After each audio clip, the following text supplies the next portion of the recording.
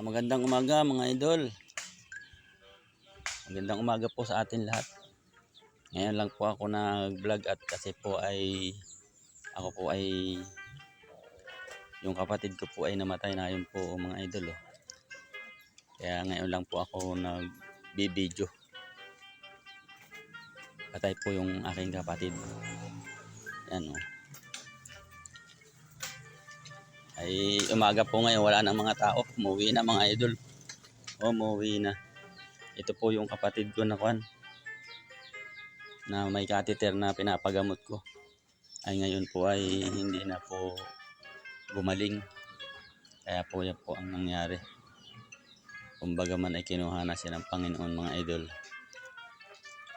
Hindi na po kinaya ang sakit prosti po mga idol. Ang sakit prosti.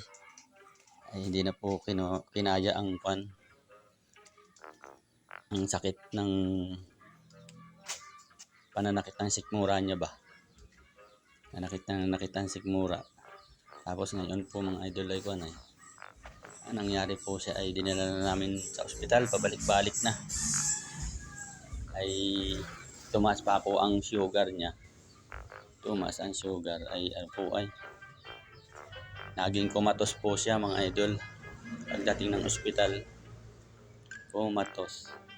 Ayan po binibidyo ko po mga idol Ay ilang araw na po akong hindi nakapag-upload ng aking vlog. Ay ngayon po ay binidyo ko po ay ngayon lang po uli. Kasi po ay busy kami dito sa aming kapatid na namatay mga idol. Ay magandang umaga po sa atin lahat. Hindi na po talaga kinaya ng kapatid ko. Ay salamat na rin po at yung sa paghihirap niya matatahimik na siya sa langit. Yan. Ay talaga naman kung nung siya buhay pa ay talagang araw-gabi ang sabi niya, aray sakit. Panginoon, tulungan niyo kami. Sakit. Yan po. Hindi na po siya mapakali. Puro aray sakit na lang po. Kaya nung pong dali namin sa hospital siya, doon na siya binawian ng buhay na naging kumatos na mga idol. Yan.